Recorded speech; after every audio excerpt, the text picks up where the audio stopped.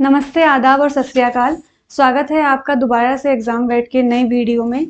हमने इससे पहले जो वीडियो अपलोड की थी हिंदी साहित्य का, वो था यूजी लेवल के जो डेमो क्लास था उसका। उसमें हमने संज्ञा की बात की थी।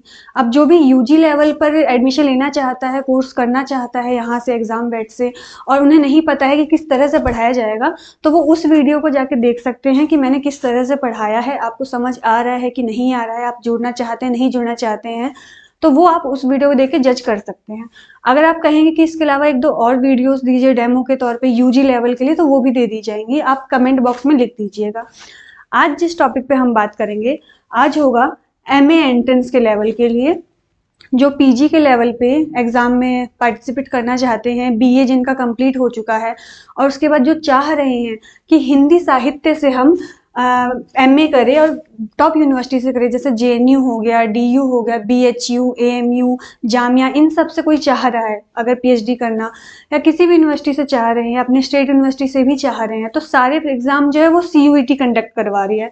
तो सीयूईटी से आपको अगर एंट्रेंस में क्लियर करना है, उसके लिए आपको कोर्स तो ज्वाइन करना ही पड़ेगा, क्योंकि खुद से जो एग्ज़ाम की तैयारी होती है और कोर्स में जो एग्ज़ाम की तैयारी करवाई जाती है, उन दोनों में बहुत डिफरेंस होता है। मैंने भी सोचा था कि मैं इंग्लिश सीखूंगी और खुद से ही सीख लूंगी, क्या ही रुपए खर्च करना, क्या ही रुपए लगाना, इंग्लिश तो आसान सी भाषा है, उसे सीख लिया जाएगा खुद से, यूट्यूब पे वीडियोस देख के, कुछ किताबें पढ़ के मैं सीख लूंगी।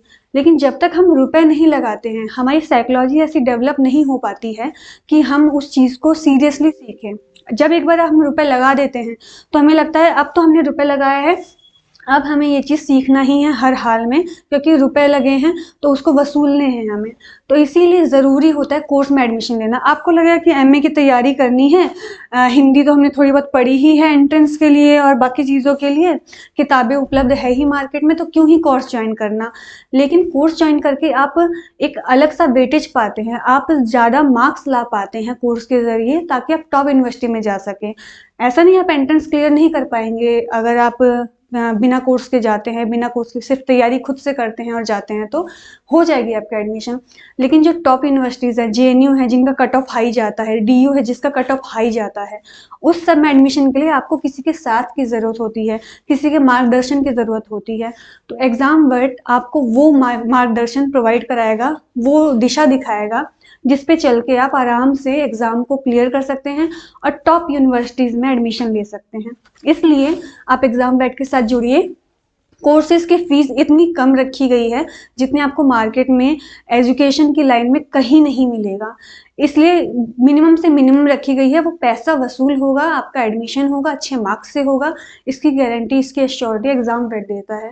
क्योंकि यहाँ आपको अच्छे से पढ़ाया जाएगा, यहाँ सिर्फ आपको थ्योरेटिकल नॉलेज नहीं दी जाएगी, एग्ज़ाम के पॉइंट ऑफ व्यू से कैसे क्वेश्चन बन सकते हैं, अगर हम कोई टॉपिक कर रहे हैं तो उसमें कैसे क्वेश्चन आ सकते हैं, मॉक टेस्ट होंगे आपके हर टॉपिक के बाद। तो आपको बहुत ज़रूरी है किसी कोचिंग से, किसी इंस्टीट्यूट से जुड़ना। एग्ज़ाम वेट के साथ जुड़िए, कम से कम फीस में एग्ज़ाम की तैयारी कीजिए और जितना जल्दी हो सके जुड़िए, क्योंकि हमारे जो बैचेस है वो जनवरी के फर्स्ट वीक में स्टार्ट हो जाएंगे। अगर आप उसके बाद जुड़ते हैं तो फिर आपको रिकॉर्डेड लेना पड़ेगा कोर्स, आधा कोर्स अगर ख़त्म हो चुका होगा तो रिकॉर्डेड लेना पड़ेगा, और उसके बाद आपको जो डाउट्स हैं उसको पूछने के लिए फिर आपको अलग से दूसरे लाइव में जुड़ना पड़ेगा। तो अगर आप स्टार्टिंग से जुड़ते हैं, स्टार्टिंग से तैयारी करते हैं, तो वो आपके लिए बेनिफिशियल रहेगा। जो भी ग्रेजुएशन के थर्ड ईयर में हैं या फिर जिनका ग्रेजुएशन होने वाला है, हो चुका है, अब वो एमए एंट्रेंस की तैयारी करें, वो सभी जुड़िए। आपका स्वागत है एग्ज़ाम वेट में। हम आपको सारे गाइडलाइंस प्रोवाइड कर देंगे, कहाँ से आप हमें फ़ीस पे कर सकते हैं, कैसे आप जुड़ सकते हैं, कैसी क्लासेस होंगी, ये सारी आपको वीडियोज़ के ज़रिए ही बताई जाएगी। आज जिस लेक्चर की हम बात करेंगे वो है एमए हिंदी एंट्रेंस के लिए हिंदी साहित्य का बेसिक टॉपिक। बेसिक टॉपिक माने जो पहला टॉपिक है। सबसे पहले हम इसमें पढ़ेंगे साहित्य इतिहास दर्शन क्या है, काल विभाजन कैसे किए गए हैं और नामकरण। ये सबसे पहला टॉपिक है जब भी आप हिंदी साहित्य के बारे में पढ़ते हैं। आपने रामचंद्र शुक्ल का नाम सुना ही होगा, हिंदी साहित्य का इतिहास जिन्होंने लिखा है। उनकी किताब बहुत ज़्यादा प्रसिद्ध है, उसी में से ज़्यादातर सवाल आते हैं। उस किताब को और बाकी सारी किताबों को मिला के हम यहाँ कोर्सेज आपके लिए तैयार करते हैं, ताकि आपको सारे जो किताबें हैं वो अलग से ना देखनी पड़े, आपको सारा मटेरियल एक ही जगह पे प्रोवाइड हो जाए। इसलिए उन सारी किताबों का निचोड़ हम यहाँ प्रस्तुत करेंगे। तो आज ये डेमो क्लास है, आप ये देखिए, अंत तक देखिए और फिर डिसाइड कीजिए कि आपको कोर्स में जुड़ना है या नहीं जुड़ना है। लेक्चर शुरू करते हैं। सबसे पहला पॉइंट होगा हिंदी साहित्य इतिहास दर्शन। ये क्या है और इसमें ये किस तरह से जुड़ता है हिंदी साहित्य से। तो पहले हमें समझना होगा कि साहित्य इतिहास होता क्या है। इसको दो भागों में बांट देते हैं। एक तो है हमारा साहित्य और दूसरा है प्लस इतिहास। ठीक है, साहित्य प्लस इतिहास से मिलके बना है साहित्य इतिहास। ये है क्या, एक विद्वान है उनका नाम अभी बताऊंगी, उन्होंने कहा है इतिहास किसी भी समाज की प्रगति, परंपरा, निरंतरता और विकास की पहचान कराता है। इतिहास जो है, जब भी जो भी इतिहास प्रस्तुत किया गया, चाहे वो भारत का इतिहास हो, चीन का इतिहास हो, यूरोप का इतिहास हो, रूस का इतिहास हो या कहीं का भी इतिहास हो, वो उस इतिहास से हमें क्या पता चलता है कि कोई भी समाज, उस समाज का विकास, प्रगति कैसी हुई है, उसकी परंपरा क्या रही है, उसमें क्या क्या उतार चढ़ाव आए हैं समय के साथ, और उसका विकास का क्रम क्या रहा है। रूसी क्रांति आप पढ़ेंगे तो आपको पता चलेगा कि रूस में कैसा विकास रहा, क्या क्रांतियां हुई, ये सब चीजें पता चलेंगी। ऐसे ही भारत का इतिहास पढ़ेंगे तो भारतों में किन किन का राज रहा, फिर क्या क्या हुआ, कैसे कैसे डेवलपमेंट आया, कैसे कैसे हमें आज़ादी मिली, इन सब के बारे में पता चलेगा। तो इतिहास से वही चीज पता चलती है। ये कोट है मैनेजर पांडे का।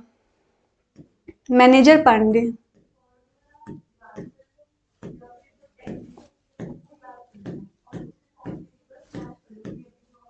ठीक है। हो सकता है एग्जाम में आपसे पूछ लिया जाए कि इतिहास किसी भी समाज की प्रगति, परंपरा, निरंतरता और विकास की पहचान कराता है। ये वाक्य किसने कहा है, तो आपको पता होना चाहिए कि ये प्रसिद्ध वाक्य किसने कहा है। मैनेजर पांडे ने कहा है। मैनेजर पांडे कौन थे, वो हिंदी साहित्य के आलोचना के शिखर कहे जाते हैं। हिंदी साहित्य के आलोचना में, आलोचनात्मक किताबों में उनका बहुत बड़ा योगदान है। एक आलोचक के रूप में ये जाने जाते हैं। तो आपको पता होना चाहिए मैनेजर पांडे कौन थे, उन्होंने क्या कहा है। ये बहुत प्रसिद्ध है, इसलिए मैंने सबसे पहले इसी के बारे में आपको बताया। तो ऐसे ही कोर्स में आपको बीच बीच में बताते रहेंगे कि किस तरह से सवाल आ सकते हैं। ये इंपॉर्टेंट है बहुत ज्यादा, ठीक है। दूसरा जो इंपॉर्टेंट लाइन है वो है रामचंद्र शुक्ल की किताब से, हिंदी साहित्य का इतिहास से, जो कि आपने कई बार हो सकता है सुना होगा, किताब एक बार पढ़ा होगा तो, कि प्रत्येक देश का साहित्य वहां की जनता की चित्त वृत्ति का संचित प्रतिबिंब होता है। तब यह निश्चित है कि जनता की चित्त वृत्ति के परिवर्तन के साथ साथ साहित्य के स्वरूप में भी परिवर्तन होता चला जाएगा। आदि से अंत तक इन्हीं चित्त वृत्तियों की परंपरा को परखते हुए साहित्य परंपरा के साथ उसका सामंजस्य दिखाना साहित्य का इतिहास कहलाता है, साहित्य का इतिहास होता है। ये कहा है डॉक्टर रामचंद्र शुक्ल ने, आचार्य रामचंद्र शुक्ल ने। तो इस पे भी आपको ध्यान देना है, ये बहुत ज्यादा इंपॉर्टेंट है। बेसिक क्वेश्चंस में ये आ सकते हैं, ग्रेजुएशन लेवल पे आप चाहे करें चाहे पोस्ट ग्रेजुएशन लेवल पे करें, ये आ सकता है। तो एक तो आपका कोट रहा इतिहास से कि इतिहास क्या होता है, और एक रहा साहित्य से कि साहित्य किसे कहते हैं।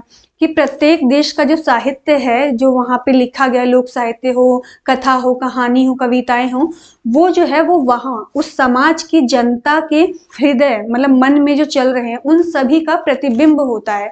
मतलब समाज में जो चल रहा है उन्हीं सब का प्रतिबिंब जो है वो साहित्य में होता है। साहित्य में वही लिखा जाता है जो समाज में चल रहा है। तब यह निश्चित है कि जैसे जैसे जनता के मनों में परिवर्तन आएगा, समाज बदलेगा, वैसे वैसे साहित्य का स्वरूप भी बदलता जाएगा। तो इन्हीं सब बदलते हुए रूपों को एक किताब में प्रस्तुत करने को क्या कहते हैं, साहित्य का इतिहास कहते हैं। आशा है आप समझ गए होंगे। नहीं समझ आया होगा तो हम जुड़ेंगे आपसे डेमो क्लासेस के बाद लाइव क्लासेस में, जो कोर्स की क्लासेस होंगी, तो उसमें अगर कोई भी डाउट रहे तो आप आराम से पूछ सकते हैं। हम लाइव रहेंगे रोज या हर दूसरे दिन, एक एक घंटे की क्लासेस होंगी, तो उसमें आपको इन सभी डाउट्स के जवाब मिलेंगे जो भी आपको नहीं समझ आ रहा होगा। आगे बढ़ते हैं। और भी कुछ फेमस इतिहासकार हैं, साहित्यकार हैं, जिन्होंने कुछ कोट्स कहे हैं जो बहुत इंपॉर्टेंट है एग्जाम के पॉइंट ऑफ व्यू से, तो उनको भी देख लेते हैं। साहित्य के इतिहास का प्रयोजन है साहित्य की प्रगति, परंपरा, निरंतरता और विकास की पहचान कराना। ये किसने कहा है, ये कहा है रेन वेलेक ने। ये विदेशी विचारक थे, इतिहासकार थे, इन्होंने साहित्य को लेकर ये कहा है। तो आपको इसका भी ध्यान रखना है। ये जो कोट है प्रगति, परंपरा, निरंतरता और विकास, ये मैनेजर पांडे के कोट से मिल रहा है, तो कंफ्यूज आपको नहीं होना है।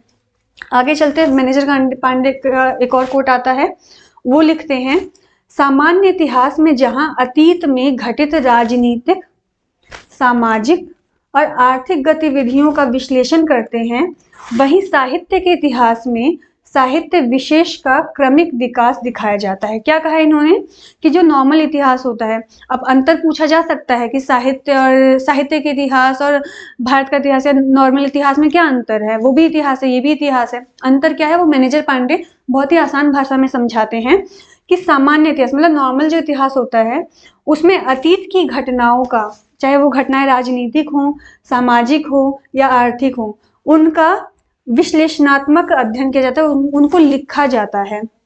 जबकि वहीं पे साहित्य का जो इतिहास होता है उसमें साहित्य सिर्फ जो रचा गया है साहित्य, उन सब विशेष का क्रमिक विकास दिखाया था कि किस तरह से विकसित हुआ है।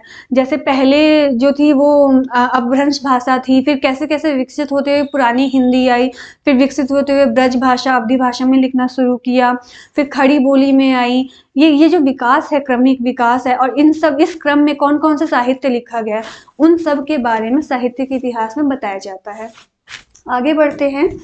अब आता है साहित्य इतिहास लेखन की परंपरा में, मतलब साहित्य का जो इतिहास लिखा है उस परंपरा में किस किस का नाम आता है, क्रम क्या है, इन सब के बारे में जानते हैं। सबसे पहला जो हिंदी साहित्य का इतिहास है वो गारसादा तासी ने लिखा है। अभी क्योंकि ये डेमो क्लास है तो मैं डीपली नहीं पढ़ाऊंगी, ये डेमो क्लास के बाद इसको अच्छे से, जैसे आप कोर्स में जुड़ते हैं तो आराम से अच्छे समझा जाएगा कि गारसादा तासी ने क्या कहा है, क्यों कहा है, क्या लिखा है, कब लिखा है, कैसे लिखा है, उसमें किस किस का वर्णन है, किस किस को छोड़ दिया है उन्होंने। इन सब को हम जो हमारी क्लासेस होंगी कोर्स वाली उसमें डिस्कस करेंगे। अभी आपका बेसिक क्लियर कर रही हूँ मैं।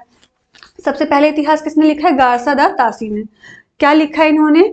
इनके किताब का नाम क्या है?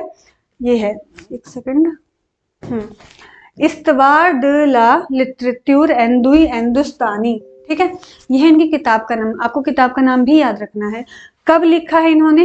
1847 में इसका दूसरा भाग प्रकाशित हुआ था और पहला है 1839 में, तो दो भागों में ये प्रकाशित है। आपको इसका नाम ध्यान रखना है, किसने लिखा है इसका ये नाम ध्यान रखना है, कब लिखा है 1839 और 1847 में, इन दोनों सनों को याद रखना है।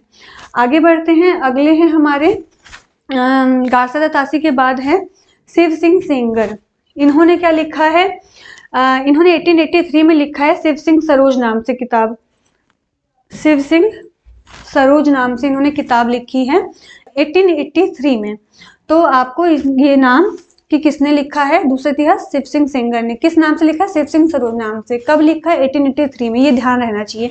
कैसे सवाल आएंगे कि शिव सिंह सेंगर ने अपनी इतिहास पुस्तक कब लिखी है? तो 1883 में। शिव सिंह सरोज कब लिखी गई? 1883 में। ऐसे ध्यान रखना है आपको। अगले हैं हमारे जो प्रमुख है, फेमस हैं, वो हैं सर जॉर्ज ग्रियर्सन। इन्होंने क्या लिखा है? इन्होंने अंग्रेजी में लिखा है the modern vernacular literature of Hindustan. ये इन्होंने लिखा है 1888 में। तो आपको ये सन याद रखना है, किताब का नाम याद रखना है और किसने लिखी है ये याद रखना है। जॉर्ज ग्रियर्सन ने इंग्लिश में लिखी है और गारसादा तासी ने फ्रेंच भाषा में लिखी, तो आपको ये दोनों ध्यान रखने हैं। अगला है हमारे जॉर्ज ग्रियर्सन के बाद मिश्र बंधु।